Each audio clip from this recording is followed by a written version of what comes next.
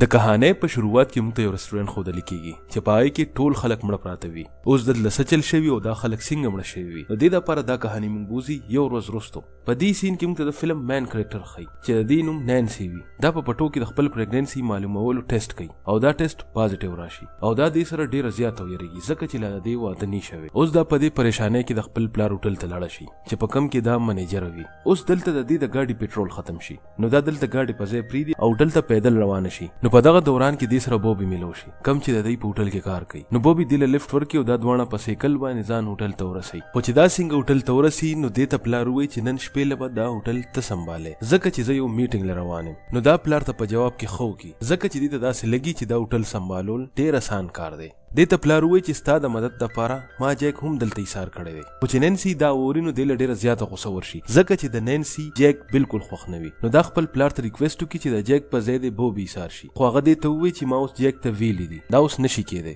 اوس چې دا د خپل پلار د افیس نه بهر روزي نو دې له الټی ورشي. خو دغه وخت کې جیک دغلته د سګرټ څکلو دپاره ولاړ وي. نو دې چې نینسي دا حالت وویني نو ده ته پته ولګي چې نینسي پریګننټ ده.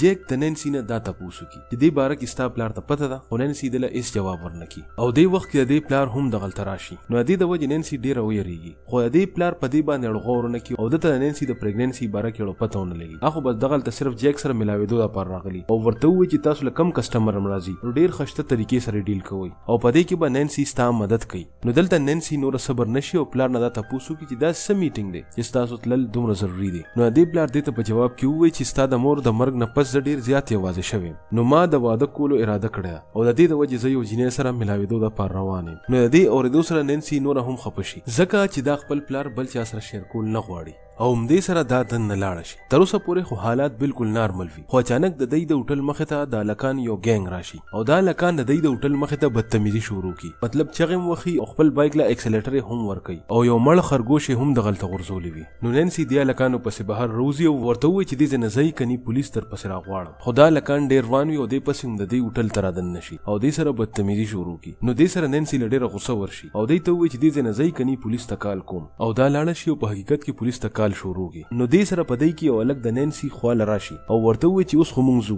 خو موږ بیا ضرور راځو. د نینسي د داسې بېعزتۍ کېدو نه پس ته دې ټول سټاف دې پورې خاندي.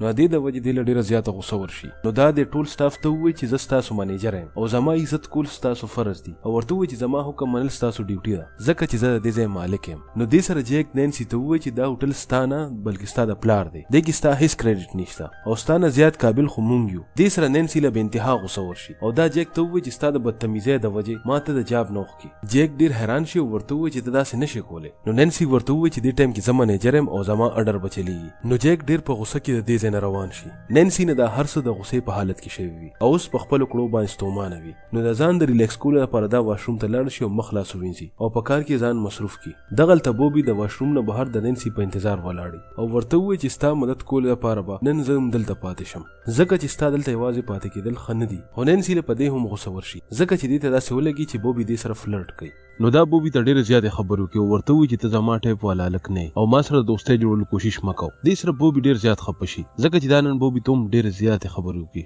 چې بوبي دا خبرې ووري نو ډېر زیات خفه شي او د هوټل نه لاړ شي. لږ ساعت پس د ټول سټاف ټایم ختم شي او نینسي یوازې پاتې شي. نو دا ول د هوټل صفایي وکړي او د هغې نه پس پلار سره خبرې شروع کړي. نو دا پلار ته ووایي چې جیک ما د نوکری نه وکړو. دې سره پلار ډېر زیات حیران شي خو دا ورته ووایي چې جیک به زما عزت نه کولو او د ټول سټاف په مخ کې زما بېعزتي وکړه. نو د دې د وجې هغه ما د کار نه وکړو. دې سره دې پلار ډېر زیات پریشانه شي ځکه چې نینسي به نن غونډه شپه په هوټل کې یوازې وي. نو دې نینسي ته ووایي چې ټوله شپه یې لرټ اوسېږه او د ځان خیال ساته او چې څه مسله وي نو ما ته کال کوه. خو د نینسي په دې باندې هېڅ پروا نه وي او دا ځان ته میوزیک پلیږي او ښه په مزه باندې بیا کار ته لګیا شي. خو د دې دا خوشحالي تر ډېر لږ وخته پورې وي ځکه چې د دې د هوټل مخې ته یو ځل بیا هم هغه د هلکانو ګینګ راشي کم چې غرمه راغلي وي. نینسي چې دا وویني نو ډېره زیاته غوسه شي او زر ورته په سپیکر کې ووایي چې د دې ځای نه ځئ که نه زه پولیس راغواړم. د دې خبرې نه پس د دې خیال شي چې د هوټل ټولې کړکۍ دروازې کلو وي او د پولیس راتلو کې ټایم لګېدی شي. نو دې سوچ راتلو سره نینسي ټولې کړکۍ دروازې بندې کړي او د دې نه پس پولیس ته کال وکړي او ورته ووایي چې دلته د هلکانو یو ګینګ راغلی دی او ما تنګوي. نو پولیس ورته ووایي چې څومره زر کېدی شي موږ ستا مدد له یو انسپکټر درلیږو. خو چې دا څنګه کال کټ کړي نو دوی د هوټل څلورو واړو طرفونو ته کړکۍ دې دروازې ډبېدل شروع شي.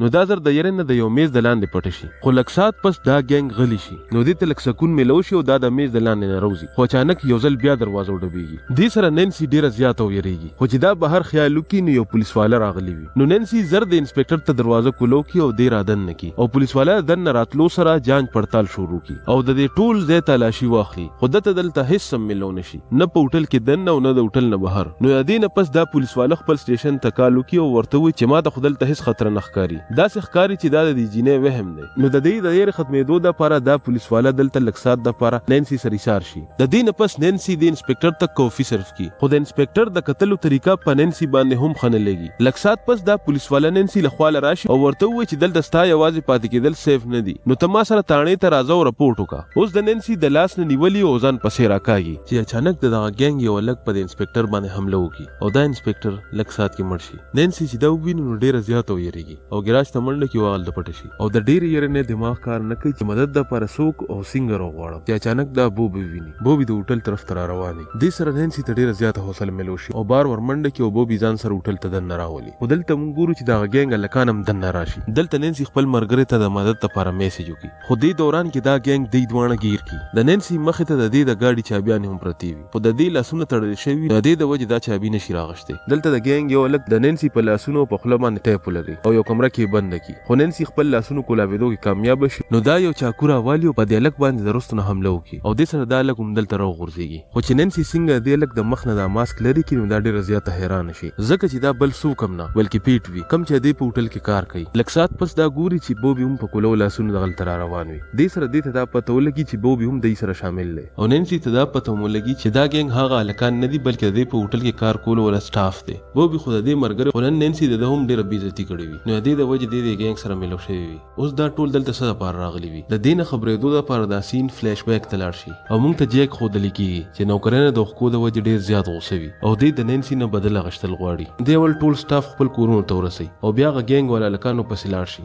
کوم چې د غرمې هوټل ته راغلي وو. دلته جیک چاقو راوباسي او په دې کې یو هلک په چاقو باندې ووښي. دې سره دا ټول هلکان ډېر زیات ویرېږي. دې نه پس جیک میوزیک پلی کړي او دوی په خپلو اشارو باندې وګډوي. دې نه پس جیک پیټ له تماچه ورکړي او د دې هلکانو د ویشتو دپاره ورته ووایي، خو پیټ دا کار ونه کړی شي او دې دوران کې هلکانو ته موقع میلو شي او دوی د دې ځای نه وتښتي. دلته جیک پیټ ته د شپې په رسټورنټ کې ملاوېدو دپاره ووایي او پیټ د دې ځای نه لاړ شي. د دې نه پس جیک دلته د هغه ګینګ ماسکونه او کپړې راواخلي او د دې ځای نه روان شي او لاړ شي او د خپل سټاف هغه نورو ملګرو سره میلو شي او دوی ته ووایي چې ما ته پته ده چې نن نینسي زموږ د ټولو ډېره زیاته بېعزتي کړې ده او تاسو ټول هم ډېر زیات خفه یې، او ورته ووایي که نینسي نه بدل اخیستل غواړي نو ما سره شي. دا ټول نینسي ته ډېر زیات غوسه وي، نو دا ټول د جیک خبره ومني او جیک سره دې پلان کې شامل شي او هم د دې غونډ پلان ماسټر مایند جیک وي. بوبي جیک سره په دې پلان کې ځکه شامل شوی وي چې د هغه دا خیال وي چې جیک به زیات نه زیات نینسي ویروي، څه نقصان به ورته نه رسوي. په اول کې خو دوی صرف نینسي ویروي، خو چې کله نینسي پولیس راوغواړي او دوی پولیس مړ کړي نو دغه وخت کې بوبي د دوی د پلان نه بهر شي او د نینسي د مدد دپاره راشي،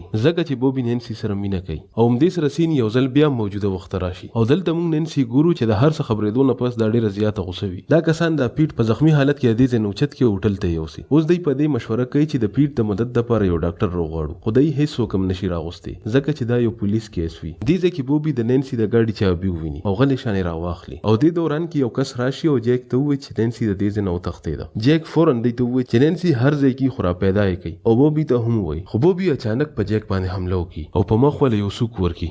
دې دوران کې د نینسي پلار نینسي ته کالونه کوي خو کال څوک هم نه اوچتوي. دلته نینسي ګرولو پس یو کس راشي خو نینسي ډېر په چالاکۍ سره په هغه باندې ګرمې اوبه ورتویږي چې څه د وجې دا هلک راپروزي او لږ ساعت پس مړ شي. خو چې څنګه دا دلته واپس راشي او وګوري نو بوبي دلته په زخمي حالت کې په ځمکه باندې پروت وي او دا د میزونو د لاندې د بوبي مدد دپاره ځان رسوي چې په دې دوران کې د دې ملګري هوټل ته راشي. بوبي نینسي له د ګاډي چابیانې ورکول غواړي چې دا د دې ځای نه وتښتي، خو چې د دې ملګري دا ټوله نظاره وویني نو دا د دې ځای نه زر وتښتي. نینسي ته چې څنګه د ګاډي چابیانې میلو شي نو دا د هوټل نه د تښتېدو کوشش کوي، خو په دغه دوران کې جیک دا وویني او جیک دا د ویښتو نه راونیسي او په چاقو باندې ووخي او بیا یې هوټل ته دننه راکاږي او لاندې وغورځوي. جیک ته داسې ښکاره شي چې ټول مړه شول او صرف دې ژوندی پاتې شو. نو جیک زر پولیس ته کال وکړي او ورته دا ظاهرولو کوشش کوي چې دا هر څه ما اوس ولیدل او دې کې زه ملوث نه یم. د ده دا خیال وي چې زه به دا خاریه پرېږدم او یو نوی ژوند به شروع کړم، خو په کهانۍ کې د ټویسټ جیک ته هم پته نه وي ځکه چې نینسي لا ژوندی وي او دا همت وکړي او چاقو د خپل خېټې نه راوباسي او بیا په راښکو راښکو باندې بوبي اړخ ته لاړه شي، خو بوبي مړ شوی وي. نینسي چې د بوبي لاش وویني نو ډېره زیاته وجاړي ځکه چې یو بوبي و چې د دې بیا ډېره پروا کوله. د نینسي په زړه کې اوس د بدلې اور بلیږي. دا همت وکړي یو گاډي کینی او د جیک اړخ ته روان شي او لکسات پس د جیک کور ته ورسي او دروازه ورته وډبوي. جیک هم حیران شي چې په دې وخت کې څوک راغل، خو چې دې څنګه دروازه کولو کی نو د رستو نه نینسی په د باندې په چاقو باندې حمله وکي او همدلته جیک مړ شي او نینسی خپل بدل واخلي. اوس د دې نه هم دم وتی وي نو دا لکشان مخکې لاړ شي او لاندې روغورځي او دې وخت کې دې د خپل مور را یادېږي. خو اچانک د دې په خوا کې یو موټر ودرېږي او د هغې نه د دې پلار راکوشي ځکه چې دې د نینسی ګاډي دغلته وویني. خو چې دې د خپل لور داسې حالت وویني نو ورته ووایي چې ته همت وکړه زه تا ډاکټر له بوځم او ته به ټیک شې. خو نینسی دلته خپل پلار ریلیکس کړي او ورته رښتیا خبر وکړي چې زه پریګننټ یم او همدې سین سره دا کهاني دلته ختم شي. اوس که دې ویډیو تاسو له مزه درکړې وي نو دا ویډیو ضرور لایک کړئ او چینل هم سبسکرایب کړئ. ملاویږو به د یو نوي ویډیو سره. تر هغې پورې